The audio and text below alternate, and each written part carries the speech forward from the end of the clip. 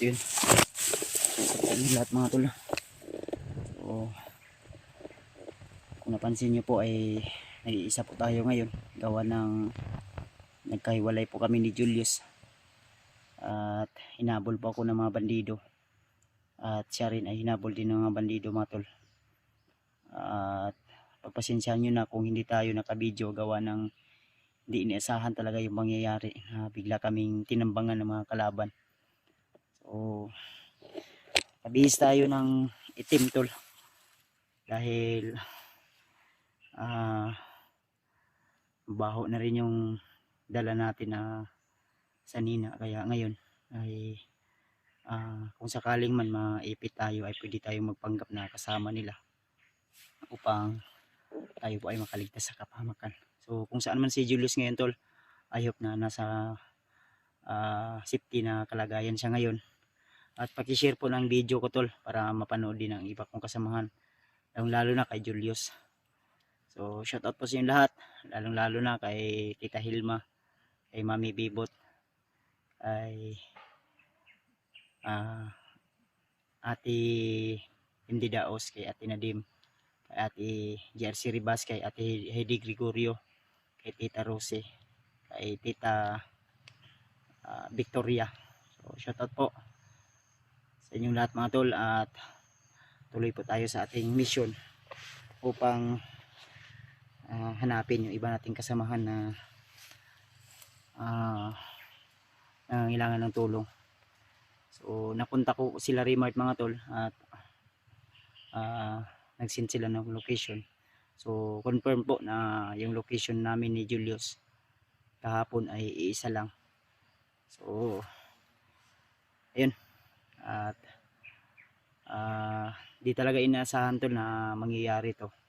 Kaya ipag-pray nyo lang po ako tol na sana ay ligtas po ako sa aking paglalakbay at wala sanang panganib na mangyayari o kaganapan na hindi inaasahan talaga tol, na may hindi maganda ba. Kaya tuloy lang tayo at patuloy tayo sa ating paglalakbay. So pag-share po ng video na ito tol, lalo na sa iba kong kasamahan, sana makita din nila yung video ko, baka nag-alala din sila sa akin, at sana ma-share nyo po sa kanila para hindi po sila mag-alala sa akin tol, lalo na kay Julius. So wala tayong idea kung saan siya nakarating ngayon dahil gawa ng hindi inaasahan talaga yung pangyayari mga tol, biglaan talaga. Kaya tuloy lang tayo. So medyo malawak talaga ang area na ito, gawa ng masukal at nahirapan din tayo makipaglaban sa mga bandido, lalo na mas malakas yung pwersa nila ngayon. Hindi lang agimat yung taglay nila, kundi may mga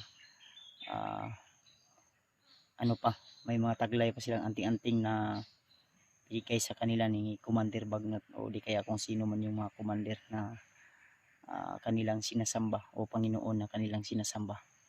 Kaya samahan nyo ko tol hanggang sa dulo ng video na ito, at I hope na i-share nyo po, kalat nyo po para mapanood din ng iba kong mga kasamang hunter. So shoutout na lang po sa kanila kung saan man sila ngayon. I hope na mag-ingat po sila at huwag silang kampante sa anumang oras o anumang minuto na dumaan, dahil bawat oras, minuto ay mahalaga po sa atin. Kailangan mag-ingat po talaga, kaya tuloy lang tayo. Ayan, may sinundan ako kanina tol, so ayan, may tao sa unahan, mga bandido yata yan nakatambay. Ayan tol, so dito banda meron din, kaya ang area na napasok ko ay talagang maraming bantay. Kaya tuloy lang tayo tol. Susundan pa rin natin to tol.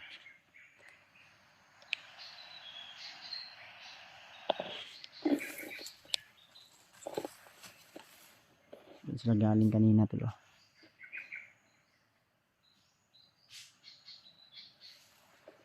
Masilan tayo sa paligid. Ayun, parang may mga boses pa ako naririnig.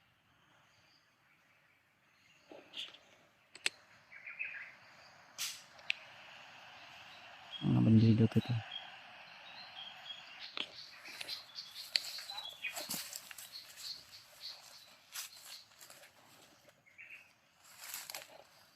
Parang agyahanan niya.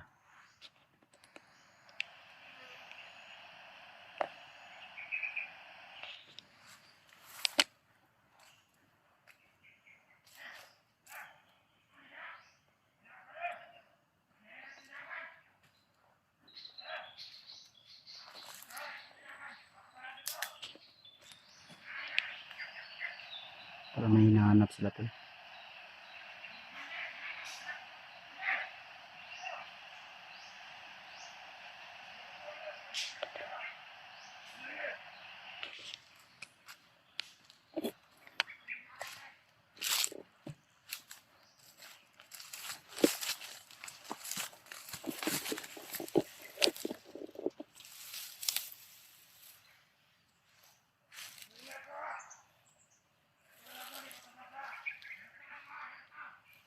Yung mga kasamahan nito tuloy na ubos ko na.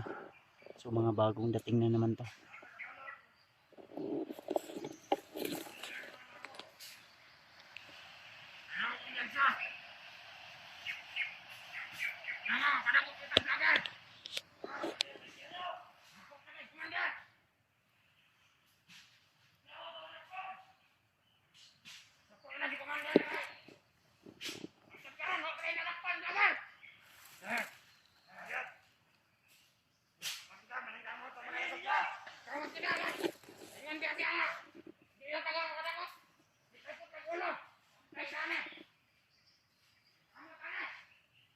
Ayo.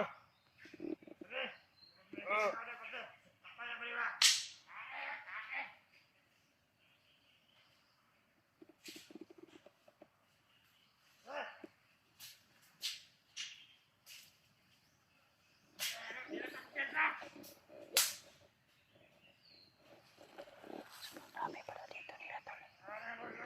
Marami sila dito.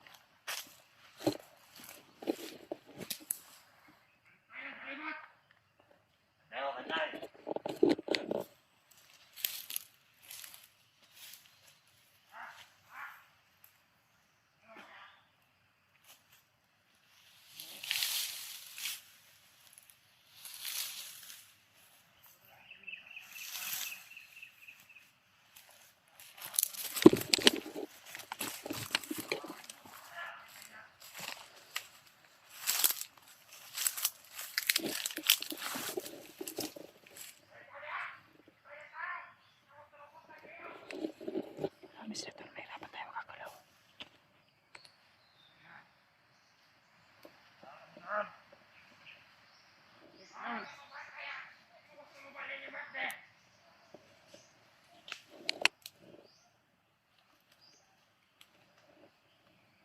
makakalaw. Halos katagan ato kita makitaan.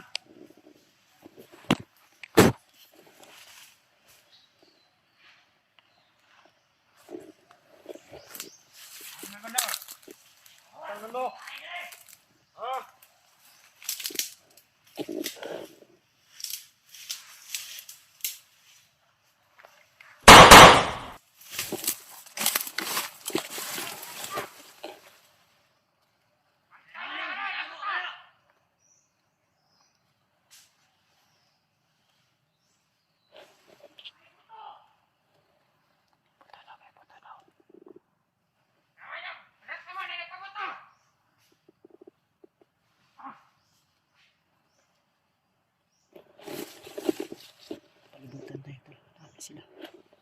Hindi pwede na, hindi natin puputukan to eh.